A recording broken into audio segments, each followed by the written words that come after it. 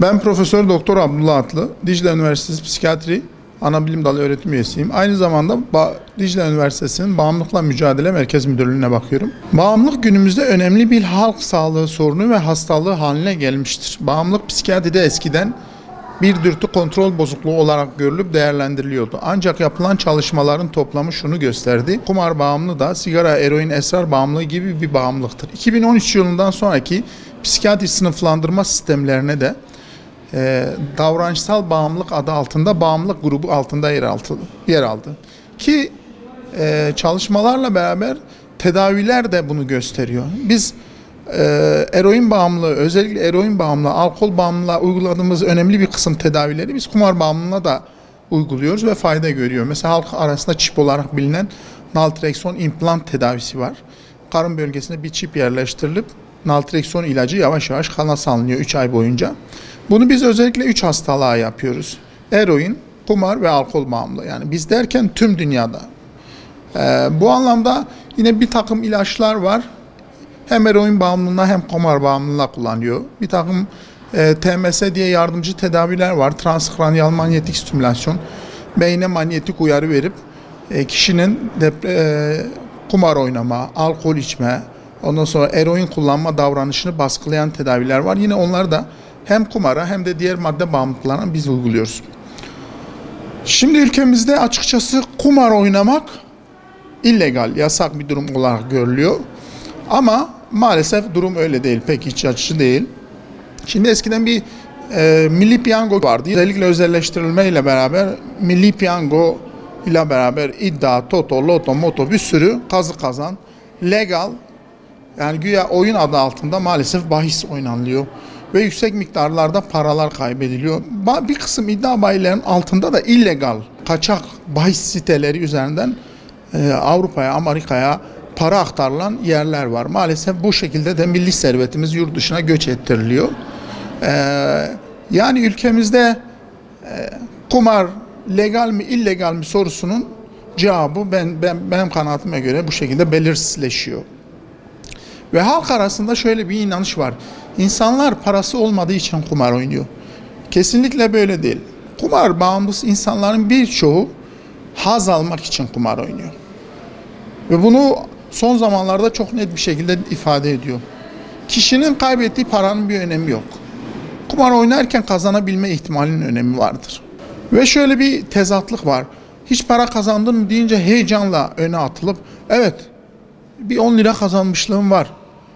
Şu ana kadar ne kadar kaybettin deyince çok önemsiz bir şekilde 1000 lira kaybettim diyebiliyor. Yani kazandığı 1 liranın heyecanı hala üzerinde duruyorken kaybettiği 1000 liranın hiçbir anlamı olmuyor. Ya bu da bize şunu gösteriyor. Önemli olan haz mekanizmasıdır. Para kazanma değil. Ailelere de şunu söylüyorum. Özellikle çocuklarınızda bir duygusal dalgalanma yaşıyor, uyku iştah düzensizlikleri başlamışsa, çok para harcama başlamışsa, maaşının önemli bir kısmı ortadan kayboluyorsa, ondan sonra son zamanlarda evdeki işte ne bileyim ufak tefek yatırımları gelişigüzel satmaya başlamışsa, kolu komşu akrabalardan borç edinmeye başlamışsa, ondan sonra yetmiyor bankalardan kredi çekme, kredi kart limitleri coşmuşsa, yine maalesef önemli bir son nokta tefecilere bulaşmışsa kumar oynadığından şüphe etmek lazım. Ailelerin şöyle bir sıkıntısı var. Bunu bir utanç kaynağı olarak görüyor ve kimseye söylemiyor. Ama kumar oynamadaki en önemli sosyal tedbirlerden biri para kaynaklarını kurutmaktır. Şunu özellikle vurguluyorum. Bir kumar oynayan, bir kumar bağımlısının borcunu kapatarak onu kumardan kurtaramazsınız. Verdiğiniz borç bir sonraki kumar oynamanın temelini oluşturuyor. Devlet bile bir kumarbazın, bir kumar bağımlısının tüm borcunu kapatmıyor. Maaşının %70'ine yakınına el koyuyor, %30'unu diyor geçim sınırında diyor, al bununla geçin ve ömür boyu bankalara borçlu kalıyor. Bu anlamda buna da dikkat etmek lazım. Tefecilerden korkan var. İşte tefeciler oğlumu öldürdü diye habire tefeci borcu kapatan var. Sen o borcu kapattıkça tefeci daha çok borç veriyor. O da bir çözüm olmuyor. Şimdi kumar oynamak kriterlerine baktığımızda da mesela son kriterinde şu yazıyor. Finansal kaynak için başka birine güvenme. Bu başka biri kimdir? İşte müteahhit babası, doktor abisi, avukat ablası. Bunu da altını çizeyim. Tefeciler de aynı şekilde bunlara güveniyor.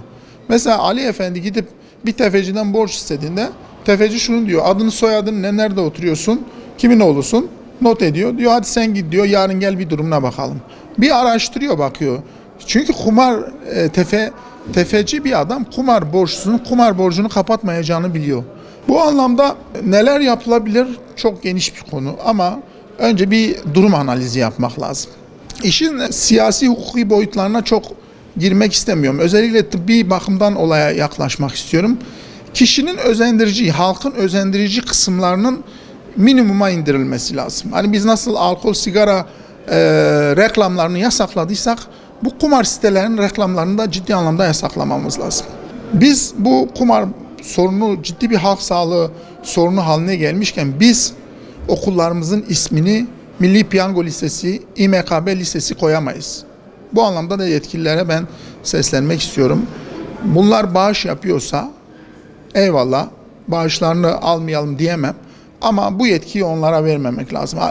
Çünkü bir çocuk, ergenlikteki bir çocuk her okuluna girdiğinde efendim söyleyeyim Milli Piyango Lisesi. O onda zaten bir çağrışım yapıyor. Bilinçaltına o yerleşiyor. Bununla beraber aileler utanmamalı. Bir insan nasıl eroin bağımlısı oluyorsa kumar bağımlısı da olabilir. Aileler utandığı için çevreye, kolu komşu akrabalara haber vermiyor ve çocuk borç aldıkça borç alıyor. Kimse kusura bakmasın, bir çocuk kumar bağımlısı olmuşsa, bir genç kumar bağımlısı olmuşsa aile bireylerinin, akrabaların, komşuların bilmesi lazım bu konuda. Yine önemli bir konu, utanç duydukları için doktora getirmiyorlar. Kesinlikle tedaviye başvurmaları lazım. Uzun tedavi süreçleri gerekebiliyor ve ciddi fayda gören hastalarımız var. Sanki çözülmeyecek bir konu gibi algılamamaları lazım. Bu konuyu da vurgulamakta fayda görüyorum. Denetimlerin çok ciddi sık artırılması lazım. Özellikle kaçak, illegal bahis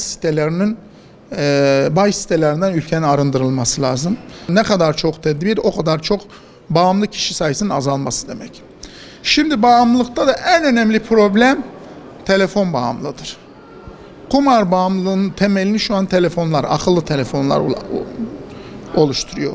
İnsanlar legal olsun, illegal olsun çoğu zaman şu an işte bazı ülkelerdeki gibi insanlar kasinoya gitmiyor. Zaten kasino illegal. Yani ülkemizde hiçbir yerde kasino yok.